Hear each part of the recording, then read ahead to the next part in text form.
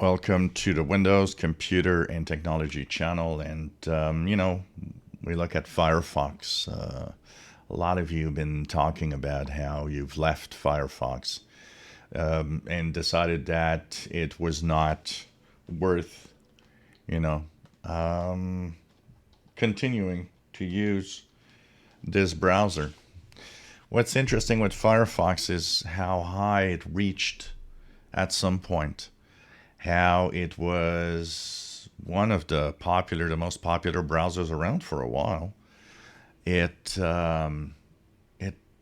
took over by storm when, especially when Microsoft got hit on for antitrust, and that Internet Explorer, which was bundled with Windows, everything was like going crazy because people were using Internet Explorer, and the reason why is because it was there and it was easy. And then when all of that happened and browsers had a little more visibility, Firefox came to light with a pretty good market share at some point. And it is interesting to see how it's losing.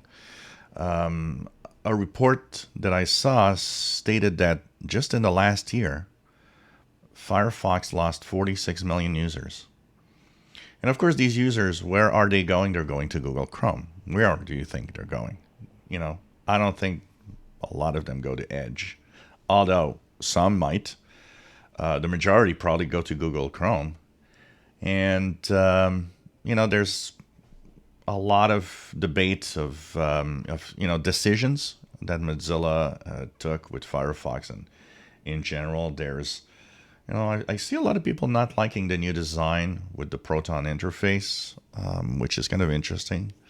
I don't use Firefox really much, so I can't say that I like it or not. It's more of a that's what I have. It's there, and I use it mostly because I do videos, and we'll talk about the updates and stuff. But one of the things that I find sad about this mostly is the dominance of one major browser, which is Chrome, and the fact that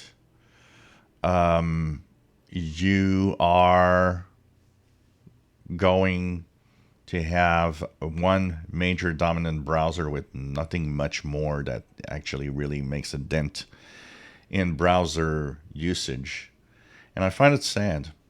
I'd rather have, 3 or 4 browsers that are equally shared on the internet. So, if Firefox would still be at, I don't know, 30% at least, and then Google Chrome could be at 30 some percent, and maybe Edge be at 30 some percent, or whatever other browser would take over.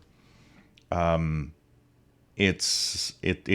find that it would be better. We would be probably better served by a competition rather than a non-competition right now. And I don't know what will be the future of browsing, because right now Google Chrome is the dominant, and that's it. And there's a few people using Edge, a few people using Firefox, and the other browsers are even less popular, like Opera and Brave and so on. I just wish there would be more dominance of at least one that would rival Google Chrome. Google Chrome is an okay browser. It works well. It does a good job at what it does, but it's not the best browser around necessarily. And it takes a lot of resources on a PC, and especially when you work with multiple tabs and look at multiple things at the same time.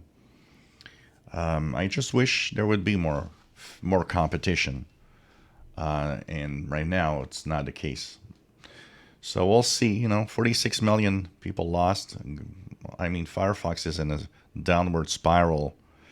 There's going to have to be something's going to happen at some point where Mozilla is going to pull the plug and say, okay, forget it. It's the only browser left that is not based on Chromium, pretty much. would they have an advantage of scrapping Firefox the way they are doing it right now with their engine, or and convert into a Chromium-based Firefox? I don't know. At the same time, a lot of you will say, well, yeah, well, everything's Chromium, and it's open source, but it's kind of close to Google. Yeah, absolutely. So I don't know. What could Firefox do to reverse that